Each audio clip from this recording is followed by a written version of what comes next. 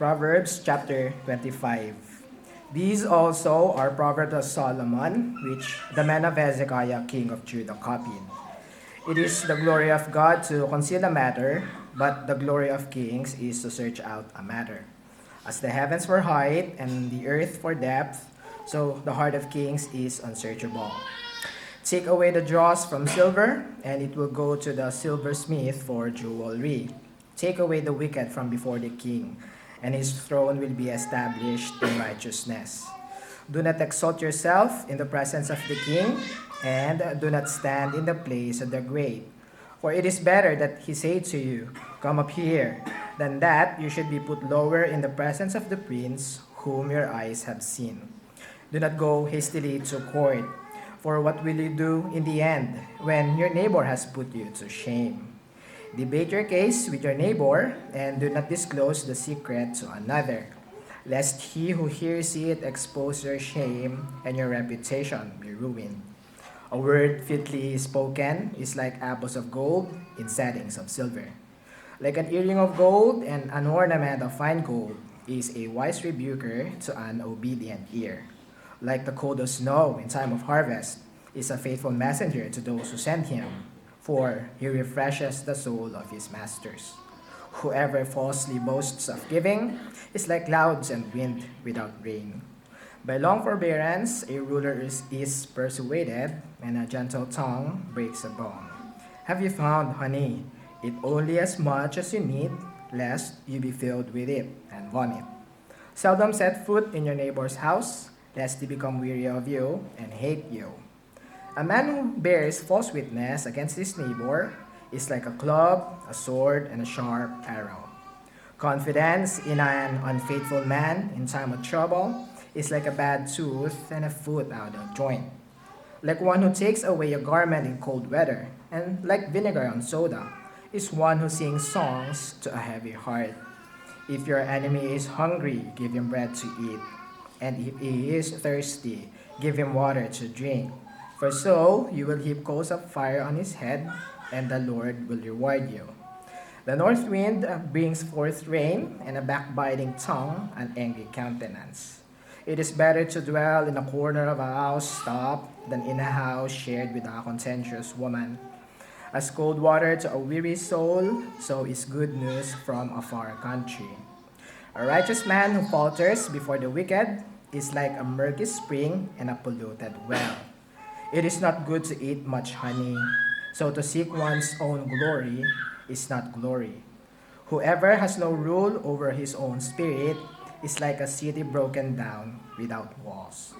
So first, i-comment ko po dito generally, the only Proverbs I know, and pag ni-research ko rin kahit papano sa Google, sa page 1, na kinote ng Apostle Paul sa kanyang epistle ay mahanap natin dito sa chapter na to, yung verses 21 to 22. Hindi ko nabanggitin, tingnan nyo na lang po sa mga Bibles nyo. So very specific, ito lang yung quote ng Apostle Paul from a literal application ng Proverbs dito, no? Since na-quote ng Apostle Paul in Romans 12, alam natin magiging gospel command na rin siya. So, for us to further study na lang, hindi ako mag-deep dive dito, i-comment ko lang siya generally. Ang i-explain ko and expound ko only one verse, which is a timeless, also na verse, which is yung verse 2, but very practical, but puno rin ng theology, no? So verse 2, it is the glory of God to conceal a matter, but the glory of kings is to search out a matter. So first, of course, the application nito ay kung ano yung nakikita natin mga subjects dito, no? Contrast between God and King. So direct application yan ay para sa kings. Ay paliwanagan muna natin yon bago tayo proceed sa broad application which applies to all people or para na sa ating lahat. Kasi I believe then along with other commentators ay mag-apply naman din siya sa practical principle na ito, no? So dito, kahit siguro mag-focus tayo dun sa part ng tao, no, or sa kings, no, searching out a matter.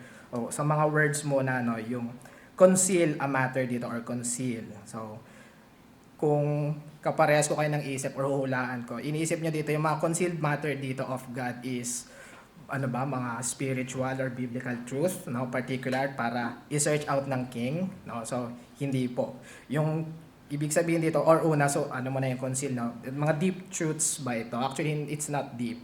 Ang kung titingnan nyo din talaga sa context, hindi natin pwede parang i-super theologize to eh.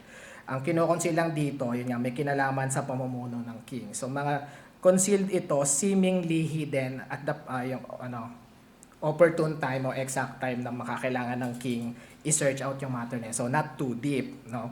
Pero yung mga matter na to, yung binabanggit dito, hindi po yun, hindi nga siya exactly parang biblical truth, absolute truths. Though part siya, pero secondary lang yon. Yung matter na to is purely social, even practical.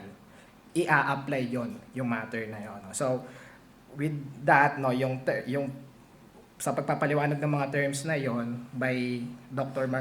John MacArthur, so direct explanation nito, no. Kings should rightly seek to know what they must know in order to rule righteously.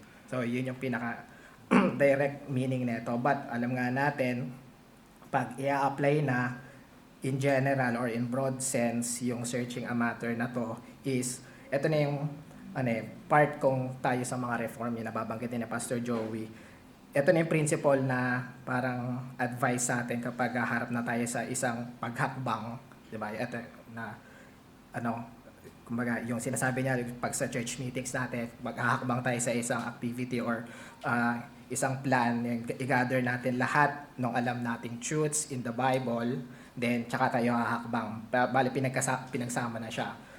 Knowledge and absolute truth or objective truth. So, pagdating dito, alam na nga natin sa application, ibanggit ko lang kasi nga, yung timeless to. Every time, alam ko, even ngayon sa panahon natin, meron sa atin ngayon na sa chapter ng buhay natin, may pinapasok tayong desisyon. Sinesearch out natin yung seemingly secret will ng Lord para sa atin now, kung ano yung dapat nating hakbangan, no? So,